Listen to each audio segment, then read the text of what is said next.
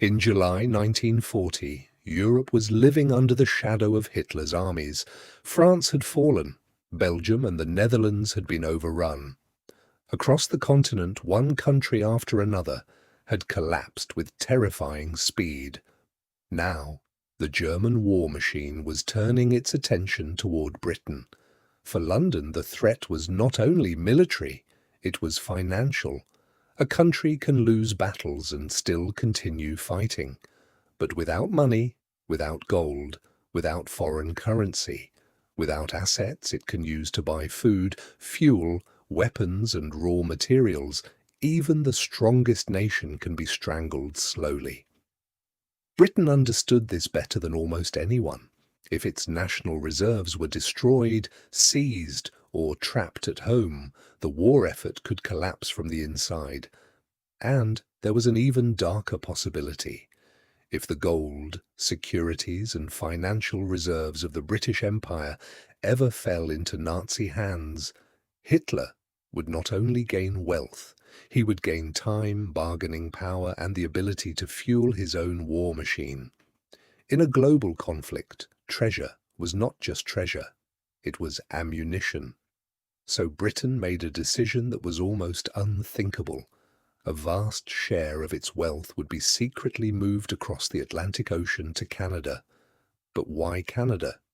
The choice was not random.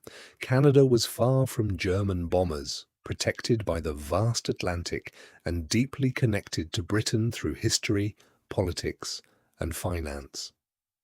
To understand why British leaders trusted Canada with such an enormous responsibility, we have to go back long before the Second World War. For centuries, the territory that would become modern Canada was a battleground between European empires. Large parts of it were once known as New France. But after the 7 Years' War, France lost its position in North America, and under the Treaty of Paris in 1763, Britain took control of Canada. Over time, Canada became one of the most important parts of the British Empire. In 1867, through the British North America Act, it became a dominion. That meant Canada could govern many of its own internal affairs. It had its own parliament, its own prime minister, and a growing national identity. But foreign policy, defense, and imperial strategy were still tied closely to London. During the First World War, Canada and the other dominions proved their importance. They sent soldiers, supplies, and resources to support the empire. Their sacrifices were immense, and after the war, a new question could no longer be ignored. Were these dominions merely colonies, or were they nations in their own right? The answer slowly changed the structure of the British world. In 1926, the Imperial Conference declared that Britain and the Dominions were equal communities within the British Empire, united by loyalty to the Crown, but not subordinate to one another. Then, in 1931, the Statute of Westminster gave legal force to that idea. Canada gained full legislative independence, while still recognizing the British monarch as head of state. This created a relationship unlike a normal alliance. Canada was independent, but it was not a stranger. It was across the ocean, but still inside the same imperial family. It had its own government, but shared deep legal, cultural, and political ties with Britain. And in a moment when London feared invasion, that mattered enormously. Britain needed a place where its treasure would be safe, but also accessible. It needed a government it could trust. It needed railways, banks, ports, and secrecy. Canada had all of that. So when the danger became impossible to ignore, British leaders looked west, not to hide their wealth forever, but to keep the war alive. Britain's trust in Canada was not based on politics alone. It was also built on money. By the 1930s, Canada had become one of Britain's most important financial partners inside the Commonwealth.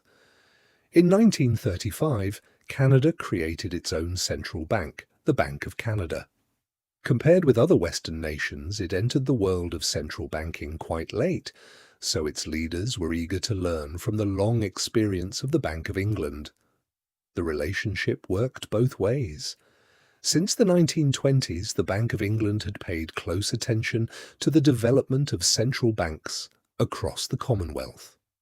London wanted friendly, stable financial institutions in countries that could help support imperial trade, credit, and reserves.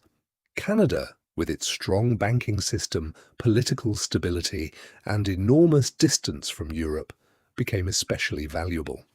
As the threat of another war grew, this relationship turned into something far more serious. Beginning in early 1936, Britain started opening gold accounts in Canada.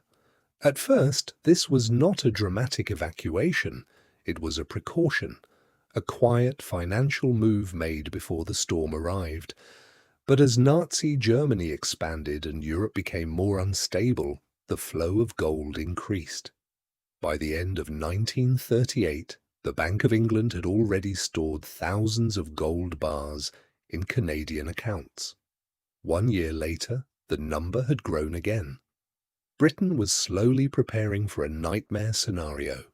The possibility that London itself might no longer be a safe place to hold the empire's wealth, but moving the remaining treasure would be far more dangerous. It was one thing to transfer numbers between banks.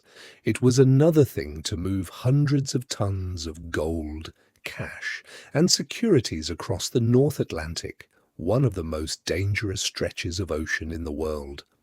The British knew the risk from bitter experience. During the First World War, the ship SS Laurentic had been carrying gold to Canada when it struck German mines off the coast of Ireland and sank. Dozens of tons of gold went down with it. Most of that treasure was later recovered, but the lesson remained clear. The sea could swallow a fortune in minutes.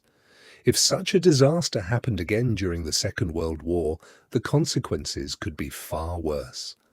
This time, the amounts involved were larger, the stakes were higher, and German submarines were becoming deadlier every month.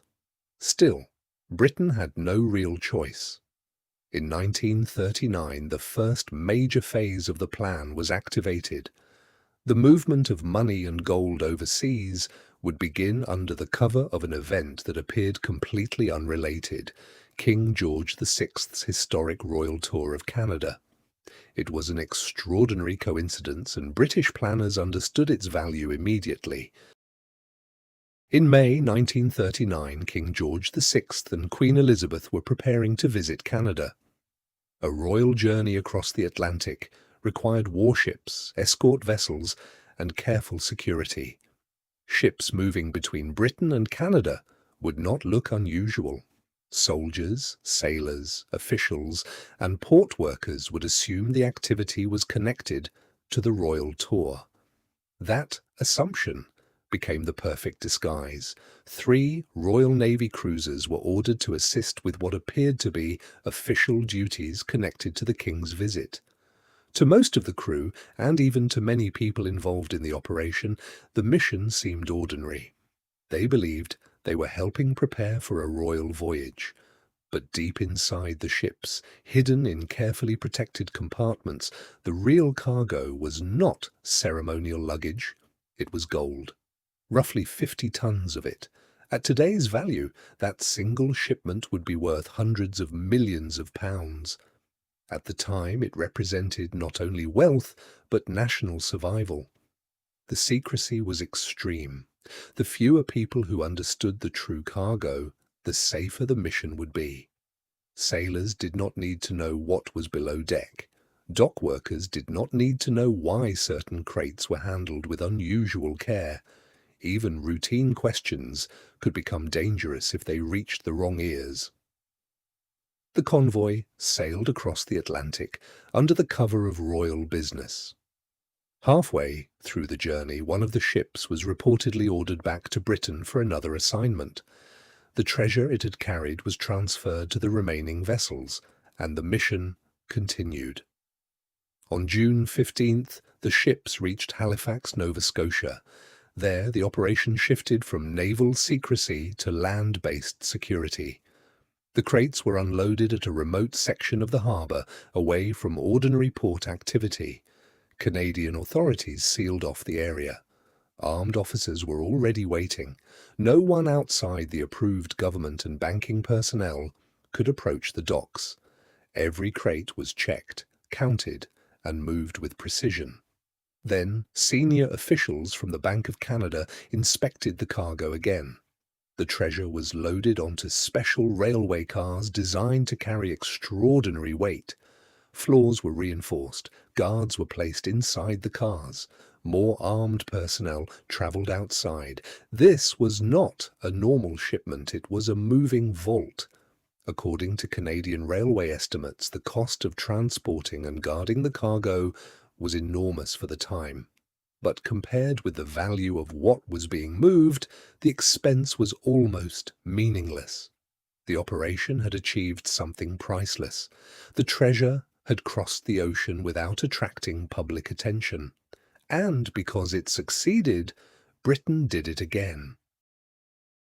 In October 1939, another convoy sailed for Canada. This time, the ships were also loaded with gold and sent toward Halifax. To mislead any German spies watching British ports, the crews were issued white uniforms normally associated with tropical service. Anyone observing from a distance might assume the ships were heading toward the South Pacific or some warm colonial station. Canada, cold and northern, would seem like the last possible destination. The deception worked. Despite rough weather and the constant danger of German submarines, the ships reached Canada safely. Not a single gold bar was lost. Over the following months, the process became smoother. Britain refined the system. Other nations noticed. Norway, Belgium, and the Netherlands, all threatened by Nazi expansion, also began moving portions of their national wealth through similar channels. Canada was becoming more than a safe deposit box for Britain. It was becoming the financial shelter of occupied and endangered Europe. And yet, all of this was only preparation. The true operation, the largest and most daring transfer of wealth in British history, had not yet begun. That operation would receive a simple name: Fish. In May 1940, Britain entered its darkest hour. Winston Churchill became Prime Minister at a moment when the future of the country was hanging by a thread. German forces were tearing through Western Europe. France, Britain's most important ally on the continent, was collapsing. British troops would soon be forced into a desperate evacuation from Dunkirk. Across the English Channel, the possibility of invasion no longer felt distant or theoretical. It felt imminent. To the British public, Churchill spoke with defiance. He promised resistance. He declared that Britain would fight on, no matter the cost, no matter the odds, and no matter how long the struggle lasted. But behind the speeches, the government faced a brutal reality. Courage alone could not buy rifles. Defiance could not build aircraft. Patriotic words could not fill ships with food, fuel, steel, rubber, and ammunition. If Britain was going to continue the war, it needed money, and it needed a lot of it. The most important supplier was the United States. At that time, America had not yet entered the war. It was officially neutral, and many Americans wanted to stay out of another European conflict. The US government had made its position clear. Britain could buy weapons and supplies, but it had to pay for them. Cash and carry. That meant Britain needed liquid assets that could be used immediately in international trade. Gold, dollars, foreign securities, shares, bonds. Everything that could be sold, pledged, or converted into hard currency suddenly became part of the war effort. This was the moment when the evacuation of Britain's wealth changed from a careful precaution into a massive emergency operation. The remaining gold, together with private and corporate securities, had to be moved out of Britain and stored in safety across the Atlantic. The destination would be Canada, especially Montreal, where financial institutions and secure facilities could help manage the assets once they arrived. The operation was given a name that sounded harmless, almost ridiculous: Fish. The name was short, ordinary, and forgettable, exactly what a secret operation needed. But before the ships could sail, the British government had to solve a difficult and sensitive problem. Much of the wealth it needed was not directly owned by the state. It belonged to private citizens, banks, companies, investors, and institutions. In peacetime, the government could not simply seize those assets. But this was not peacetime. Britain was fighting for survival, and emergency powers gave the state extraordinary authority. Under wartime defense regulations, the government gained sweeping control over the economy. It could regulate production, restrict movement, control information, direct labor, and take command of resources considered essential to national survival.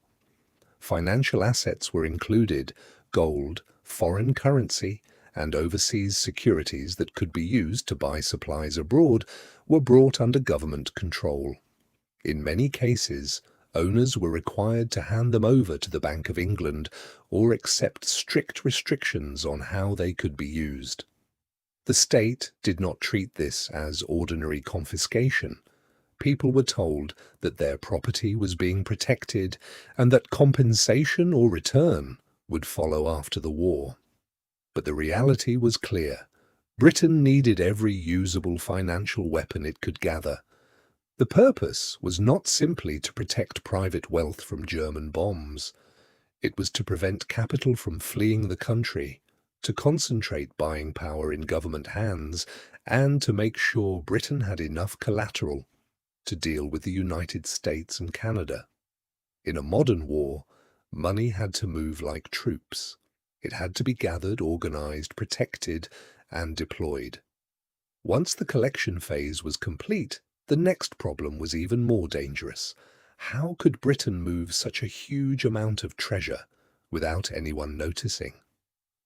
The obvious ports were risky. Plymouth, Liverpool, and other major harbours were full of sailors, dock workers, merchants, officials, and civilians. Loading gold and securities onto ships could take hours, sometimes days. Even if the crates were sealed, people would ask questions. A single careless remark in a pub, a single dock worker noticing unusual security, or a single enemy agent near the harbour could expose everything. There was also the problem of weight. Gold is not like ordinary cargo. A small crate can weigh an astonishing amount. Too many crates in one part of a ship could damage the structure, strain decks, or make the vessel harder to handle at sea. Securities and documents were lighter, but they came in enormous volumes and still required protection from fire, water, theft, and confusion. Britain needed a disguise that was simple, believable, and boring. Something that could be loaded in bulk, something that might smell bad enough to discourage unnecessary inspection, something that already moved regularly between Britain and Canada. The answer was hidden in the name of the operation: fish. A ship carrying thousands of crates of fish did not attract much attention. Fish was ordinary Atlantic cargo. It was often packed tightly in barrels or crates, sealed, salted, iced, or stored in conditions that no casual inspector would want to disturb. The smell alone could become a form of protection. If someone asked what was inside, the answer was easy: fish. If someone wanted to open every container and check, the task would be slow, unpleasant, and seemingly pointless. The disguise was almost perfect. Dock workers, sailors, and even many officers could be told that they were handling fish cargo. They did not need to know that some of those crates held gold bars, banknotes, bonds, and securities worth sums so large they were difficult to imagine. To speed up the operation, normal restrictions were relaxed, cargo limits were pushed, ships were loaded as heavily as they could safely, and sometimes almost unsafely, carry. On May 30th, 1940, the first major shipment of Operation Fish left Britain for Canada. The vessel carried assets worth tens of millions of pounds at the time, equal to billions in modern value. Soon after, more ships joined the effort, including converted passenger liners and naval vessels pressed into secret service. Each departure carried the same risk. A torpedo could erase a fortune. A storm could scatter Britain's financial lifeline across the ocean floor. A spy could reveal the plan to Berlin. But the ships kept sailing, because for Britain the choice was simple: risk losing the treasure at sea or risk losing the war at home.